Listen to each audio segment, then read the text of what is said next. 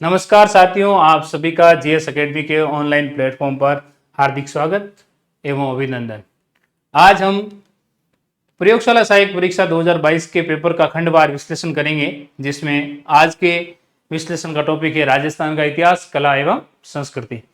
विश्लेषण को शुरू करने से पहले मेरा एक निवेदन कि यदि अभी तक आपने जीएस एकेडमी के यूट्यूब चैनल को सब्सक्राइब नहीं किया है तो एक बार जरूर ये मेहरबानी कर दीजिए और बेल आइकन भी दबा दीजिए, जिससे कि जब भी वीडियो नया आएगा तो आपके पास में नोटिफिकेशन भी आ जाएगा। जैसा कि हमने एक टेंडेंसी शुरू की थी कि क्लास से पहले एक कोट आपके सामने प्रस्तुत किया जाएगा, तो आज का कोट है, the only way to do great work is to love what you do. मतलब जो अभी आप कार्य कर रहे हो, कृपया उससे आप प्रेम करना शुरू कर दीजिए, उसके साथ में घनिष्ठता के साथ में जुड़ जाइए, तो आप जो भी कार्य करोगे वो कार्य आपका महान साबित हो जाएगा। देखो मित्रों, ये है राजस्थान के इतिहास, कला, संस्कृति, साहित्य, परंपराएं और विरासत वाला पोर्शन, जो कि सामान्य अध्ययन का एक पोर्शन है, जिसमें 25 सवाल आपके आते हैं। ये 17 टॉपिक है, जिसमें राजस्थान के इतिहास के टॉपिक है, राजस्थान की प्रमुख प्रागैतिहासिक सभ्यताएं, राजस्थान के प्रमुख राजवंश, और इसके अलावा मुगल राजपूतों के संबंध, स्थापत्य कला की प्रमुख विशेषताएं। ये सिलेबस जो आपके सामने दे रखा है, इसको एक बार देख लेना। इस सिलेबस के अनुसार कौन कौन से प्रश्न 2022 के एग्जाम में पूछे गए, इसके बारे में हम डिस्कस करेंगे। तो सिलेबस आपके सामने है, एक बार इसको पॉज करके सिलेबस देख लेना। अब हम सिलेबस के प्रत्येक पॉइंट से, मतलब राजस्थान के इतिहास के प्रमुख स्रोत से कौन सा सवाल पूछा गया, राजस्थान की प्रमुख प्रागैतिहासिक सभ्यताओं से कौन सा सवाल पूछा गया, इस प्रकार प्रत्येक टॉपिक से पिछली बार कौन कौन से सवाल आपके सामने प्रस्तुत किए गए परीक्षा के अंदर, उनका डिस्कशन आज कर रहे हैं। तो शुरू करते हैं। आपके सामने सिलेबस का पहला पॉइंट है, राजस्थान के इतिहास के प्रमुख स्रोत। और इस स्रोत से जो क्वेश्चन आया है 42 नंबर का, जो साइट पर जो पेपर दे रखा है उसमें 42 नंबर पर जो सवाल दिया हुआ है कि गोसुंडी शिलालेख निम्न में से किस लिपि में लिखा गया था। Gosundi inscription was written in which of the following script. कौन सी लिपि में लिखा गया। आपको ध्यान होगा, चित्तौड़ के पास में एक गांव है गोसुंडी, जहां पर एक शिलालेख प्राप्त हुआ, जिसकी लिपि कौन सी है, ब्राह्मी लिपि है। यह संस्कृत में लिखा हुआ है और इसकी लिपि है, संस्कृत में लिखा हुआ है और लिपि है इसकी ब्राह्मी लिपि। और ये गोसुंडी शिलालेख राजस्थान का वो शिलालेख है जहां से हमें भागवत संप्रदाय या वैष्णव संप्रदाय जिसे कहते हैं, वैष्णववाद, वैष्णव संप्रदाय के बारे में सबसे पहले जानकारी मिलती है। तो इसका सही उत्तर क्या होगा, ब्राह्मी लिपि। ये वैसे इतिहास के जो विद्वान हैं उनके डिस्कशन का पॉइंट है, लेकिन मैं केवल इस बात पर जोर दे रहा हूं कि कौन सिलेबस के किस पॉइंट से कौन सा सवाल पूछा गया है। तो गोसुंडी शिलालेख वाला जो सवाल है वो राजस्थान के इतिहास के प्रमुख स्रोतों में से लिया गया है। हम जब स्रोत पढ़ते हैं तो उसमें विभिन्न प्रकार के जो शिलालेख है उनका भी अध्ययन करते हैं, तो यहां से ये सवाल आपसे पूछा गया है। दूसरा सवाल है कि राजस्थान की प्रमुख प्राग ऐतिहासिक सभ्यताएं जो टॉपिक है, उससे जो सवाल पूछा गया है, from which of the Harappan sites has the evidence of a furrowed field found. मतलब कौन से हड़प्पा स्थल से जोते हुए खेतों के साक्ष्य प्राप्त हुए हैं। ये तो आपने बहुत बार पढ़ा होगा कि जो श्री गंगानगर में पहले था और बाद में ये वर्तमान में हनुमानगढ़ जिले में एक स्थान है कालीबंगा, जो घग्गर नदी के किनारे स्थित है। कौन सी नदी के किनारे स्थित है, घग्गर नदी के किनारे। यहाँ पर जुते हुए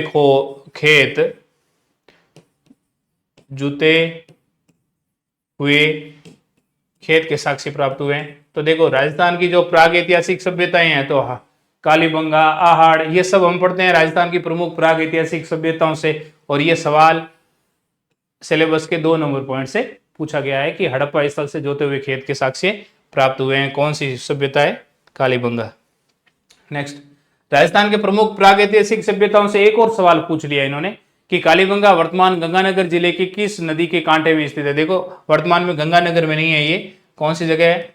हनुमानगढ़ में है। लेकिन नदी कौन सी है? नदी है गगन नदी, अभी डिस्कस किया।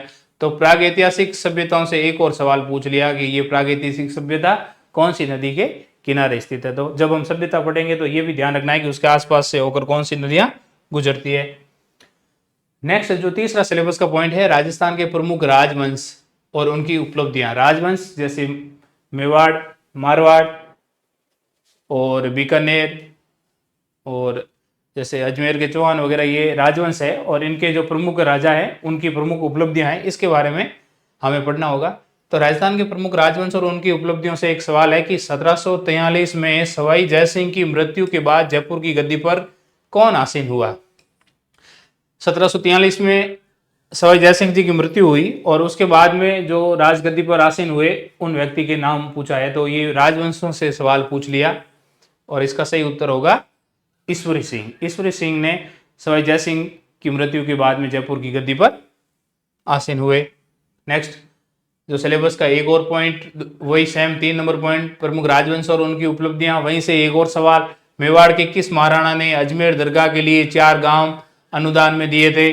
तो कौन से महाराणा ने अनुदान में दिए? महाराणा संग्राम सिंह, महाराणा जगत सिंह द्वितीय, महाराणा फतेह सिंह और महाराणा अमर सिंह।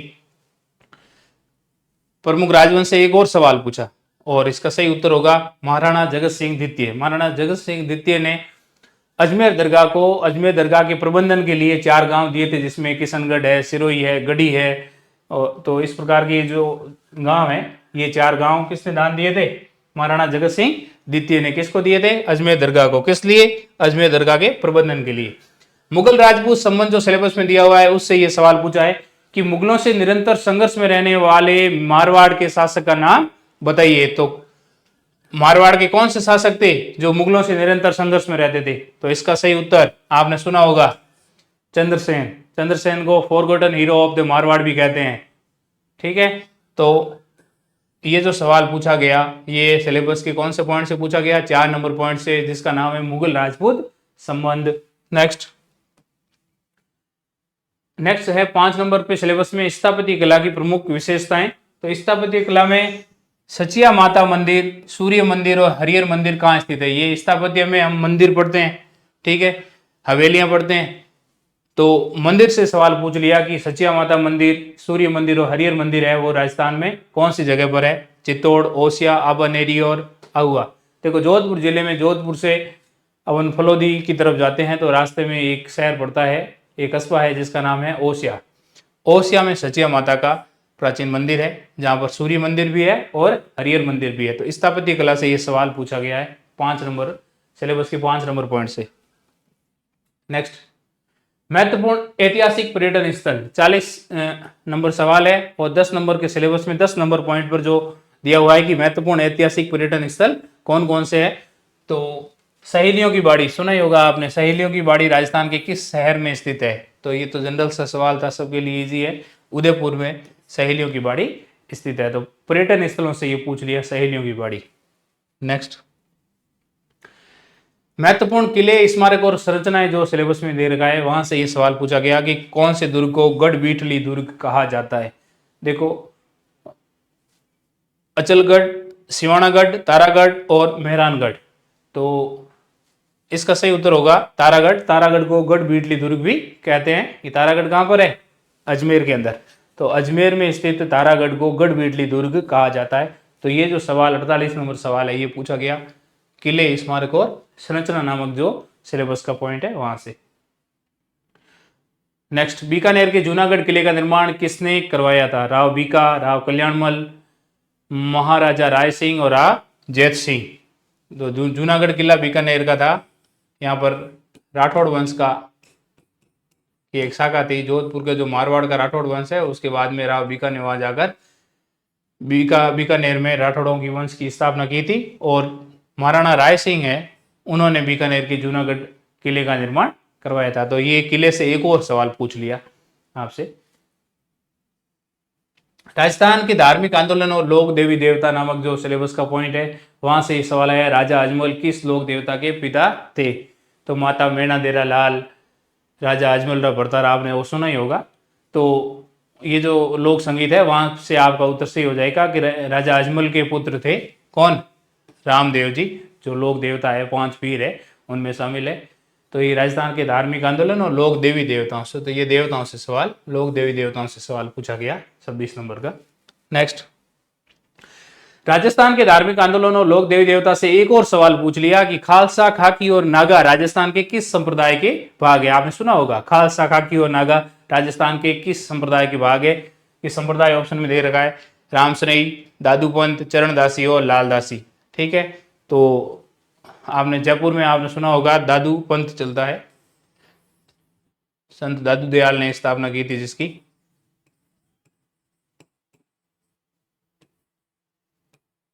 तो खालसा, खाकी और नागा ये राजस्थान के दादू पंथ के 3 संप्रदाय है। खालसा गृहस्थी होते हैं, जबकि खाकी वो लोग होते हैं जो भस्म लगाते हैं शरीर पर, और नागा है जो शस्त्र धारण करते हैं। तो ये राजस्थान के दादू पंथ की 3 शाखाएं हैं, खालसा, खाकी और नागा। सही उत्तर होगा दादू पंथ। ये धार्मिक आंदोलन से पूछा गया सवाल है।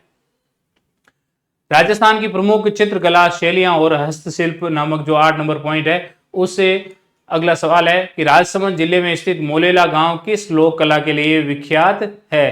तो मर्ण में मूर्तिकला, काष्ठकला, वस्त्र छपाई और हस्त निर्मित कागज, जो ये पॉइंट है वहां से।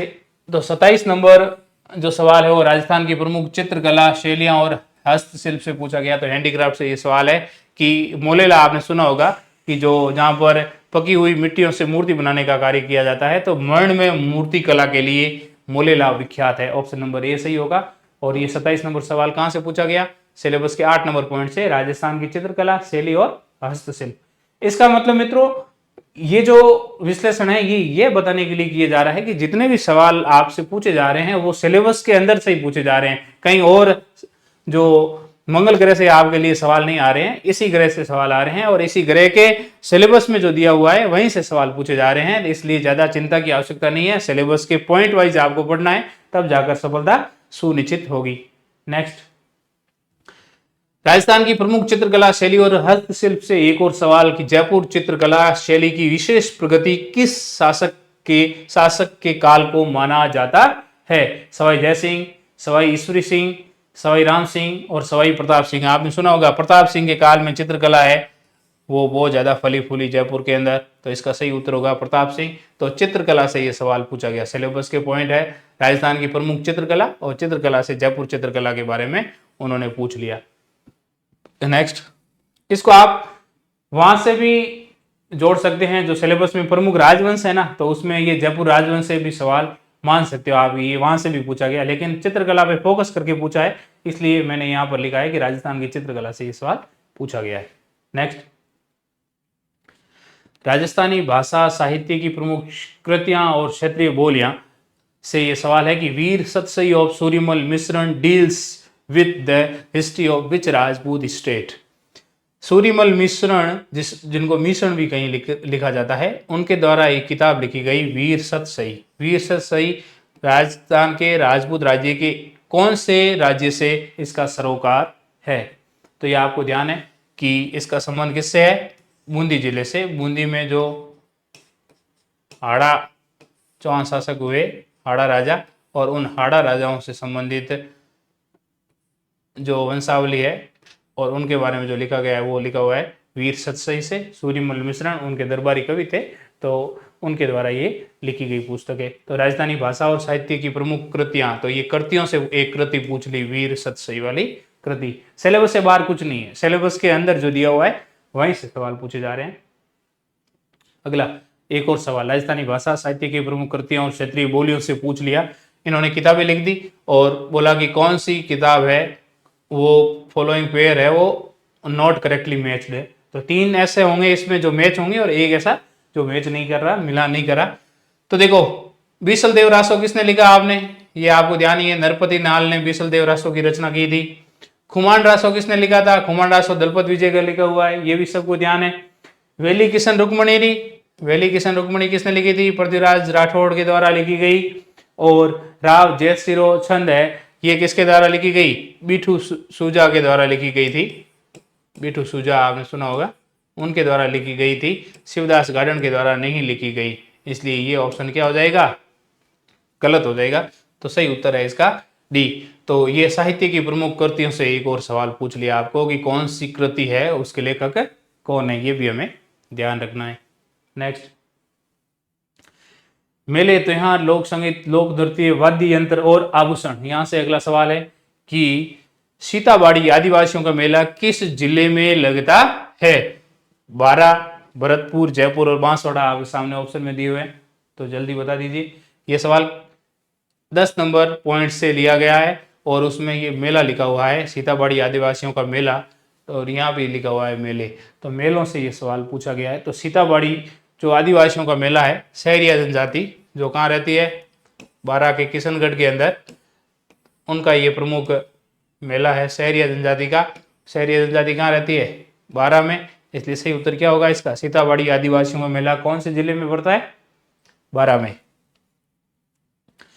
मेले, त्योहार, लोक संगीत, लोक नृत्य, वाद्य यंत्र, आभूषण से अगला सवाल और पूछ लिया कि चंद्रभागा मेला है वो अक्टूबर नवंबर में कहां पर आयोजित होता है। चंद्रभागा मेला अक्टूबर नवंबर में कामा, भरतपुर में, माउंट आबू में, चित्तौड़गढ़ में या झालरापाटन में, कहां पर आयोजित होता है। तो आपने पढ़ा होगा चंद्रभागा झालरापाटन में आयोजित होता है। तो ये मेले से, और मेले वाला जो पॉइंट है वहां से एक और सवाल पूछ लिया कि झालरापाटन में चंद्रभागा मेला है, उसका आयोजन किया जाता है। नेक्स्ट, राजस्थान के किस जिले में पत्थरमार होली प्रसिद्ध है। देखो, राजस्थान में जब होली का त्यौहार मनाया जाता है तो जैसे कहीं पर कोड़ा मार होती है, कहीं पर पत्थर मार होती है, ठीक है, अलग अलग स्थानों पर अलग अलग प्रकार की होली का त्यौहार मनाया जाता है। तो आपसे यहाँ पर त्यौहार वाला जो पोर्शन है सिलेबस का, यहाँ से ये सवाल पूछा गया है कि किस जिले में पत्थरमार होली प्रसिद्ध है। भीलवाड़ा, ब्यावर, सवाई माधोपुर और बाड़मेर, ये 4 ऑप्शन दिए गए हैं और राइट ऑप्शन होगा इसका बाड़मेर। बाड़मेर के अंदर पत्थरमार होली है वो प्रसिद्ध है। नेक्स्ट, 1857 के विद्रोह के समय मेवाड़ का पॉलिटिकल एजेंट कौन था। कप्तान सावर्स, मेजर बर्टन, कप्तान जेडी हाल या मोंक मेसन। तो देखो, मोंक मेसन कहां से थे, जोधपुर से, ये ध्यान है आपको। मेजर बर्टन कोटा से संबंधित थे, तो ये मेवाड़ से तो इनका संबंध है नहीं, ठीक है। इसका सही उत्तर होगा कप्तान सावर्स, ठीक है। तो ये कहां से, रियासतें और ब्रिटिश संधियां, 1857 का जन आंदोलन, तो ये सवाल आया 1857 की क्रांति से। ये देखो 1857 रिवोल्ट सिलेबस में दे रखा है, 1857 का जन आंदोलन, तो यहां से ये सवाल पूछा गया। तो 1857 की क्रांति के समय राजस्थान में जितनी भी रियासतें थी वहां पर कौन कौन से पॉलिटिकल एजेंट नियुक्त हुए, उन सबके नाम हमें याद होने चाहिए। कृषक और जनजाति आंदोलन और प्रजामंडल आंदोलन से अगला सवाल है कि हाड़ौती सेवा संघ का संस्थापक कौन था। हाड़ौती क्षेत्र के अंदर नैनूराम शर्मा ने किसानों के मध्य और वहां के लोगों के मध्य जन जागरण का कार्य किया और इस हेतु उन्होंने हाड़ौती सेवा संघ की स्थापना की। नैनूराम, पंडित नैनूराम जी शर्मा थे, उन्होंने ये हाड़ौती सेवा संघ है इसकी स्थापना की थी। तो ये जो सवाल है ये प्रजामंडल आंदोलन से आप इसको जोड़ सकते हो। नेक्स्ट सवाल, हुआ the first president of Marwar किसान सभा। कृषक और जनजाति आंदोलन से पूछा है, या प्रजामंडल, ये इसको भी प्रजामंडल आंदोलन से आप जोड़ सकते हो कि मारवाड़ किसान सभा के पहले अध्यक्ष, प्रथम अध्यक्ष कौन थे। तो देखो, नाथूराम जी मिर्ता ने 1941 में, मुझे शायद याद आ रहा हो तो 1941 में इसकी स्थापना की थी, मारवाड़ किसान सभा की स्थापना की। और इस मारवाड़ किसान सभा के अंदर मंगल सिंह कछवा को इन्होंने पहला अध्यक्ष बनाया था। तो मारवाड़ किसान सभा के पहले अध्यक्ष कौन थे, मंगल सिंह कछवा, मारवाड़ किसान सभा के पहले अध्यक्ष। तो ये भी सवाल प्रजामंडल आंदोलन से आप जोड़ सकते हो, सिलेबस से ही है। नेक्स्ट, कृषक और जनजाति आंदोलन, प्रजामंडल आंदोलन, राजस्थान का राजनीतिक जन जागरण और विकास में महिलाओं के विशेष संदर्भ में दे रखा है। 2 महिलाओं का नाम यहाँ दे दिया आपके सामने। सुशीला और भगवती का संबंध किस प्रजामंडल से था। तो राजस्थान के राजनीतिक जन जागरण के अंदर महिलाओं का क्या योगदान है। तो महिलाओं से सवाल पूछ लिया कि सुशीला और भगवती जी ये कहां से संबंधित है, कौन से प्रजामंडल से संबंधित है। तो मेवाड़ प्रजामंडल, जयपुर प्रजामंडल, मारवाड़ और बीकानेर। तो सुशीला और भगवती, इन दोनों का संबंध मेवाड़ प्रजामंडल से। कौन से प्रजामंडल से, मेवाड़ से। तो ये भी सिलेबस के पॉइंट से पूछा हुआ है। राजस्थान के एकीकरण से अगला सवाल है कि सिरोही का राजस्थान में विलय कब हुआ। देखो, सिरोही का राजस्थान में विलय आबू और देलवाड़ा को छोड़कर शेष का विलय तो 26 जनवरी 1950 को हो गया था, और 1950 ऑप्शन में नहीं दिया हुआ है। फिर क्या हुआ कि 1 नवंबर 1956 को जो फजल अली आयोग की सिफारिश के अनुसार आबू और देलवाड़ा को भी राजस्थान में मिला दिया था, तो 1956 में राजस्थान में किसका विलय हुआ? सिरोही का विलय हुआ। तो सही उत्तर होगा इसका 1956, और राजस्थान का एकीकरण आपके सिलेबस में दे रखा है। नेक्स्ट, संयुक्त राजस्थान का प्रधानमंत्री कौन नियुक्त किया गया? बलवंत सिंह मेहता, माणिकलाल वर्मा, हीरालाल शास्त्री या जयनारायण व्यास? तो जो 1948 के अंदर तीसरे चरण में संयुक्त राजस्थान बना था, जिसमें उदयपुर को शामिल, जो मेवाड़ वाला क्षेत्र था, ये जो सम्मिलित हुआ राजस्थान में, तो उसको संयुक्त राजस्थान बोलते हैं। और माणिक्यलाल वर्मा को इस समय प्रधानमंत्री नियुक्त किया गया था। तो ये राजस्थान के एकीकरण से एक और सवाल पूछ लिया कि माणिक्यलाल वर्मा का संबंध है वो संयुक्त राजस्थान के प्रधानमंत्री के तौर पर स्थापित किया जाता है। तो इस प्रकार से हमने 2022 का जो लैब असिस्टेंट का सिलेबस था, और उस लैब असिस्टेंट के सिलेबस में जो राजस्थान का आर्ट एंड कल्चर, राजस्थान की हिस्ट्री का जो पोर्शन था, उसमें सिलेबस के अकॉर्डिंग हमने ये विश्लेषण किया कि सिलेबस के किस पॉइंट से कौन सा सवाल पूछा गया। तो इस प्रकार आप बेहतरीन विश्लेषण करके और अपनी तैयारी को है वो सुनियोजित रूप से अपनी दिशा दे सकते हो। आगे कल हम जो अगला जो विश्लेषण का हमारा वीडियो रहेगा वो रहेगा राजस्थान का भूगोल का जो पोर्शन है, जहाँ से भी 25 सवाल आते हैं। तो राजस्थान का भूगोल पर नेक्स्ट वीडियो में डिस्कशन करेंगे। धन्यवाद आप सभी का। और लास्ट में एक और पुनः विनती कि यदि अभी तक आपने इस चैनल को सब्सक्राइब नहीं किया है तो जरूर चैनल को सब्सक्राइब करके और बेल आइकन को प्रेस कर दीजिए। और यदि आपका कोई रिलेटिव या कोई मित्र या अड़ोसी पड़ोसी यदि लैब असिस्टेंट की या असिस्टेंट प्रोफेसर की तैयारी कर रहा है भूगोल विषय से, तो उसको इस चैनल की जरूर सिफारिश करना। आप सभी का धन्यवाद।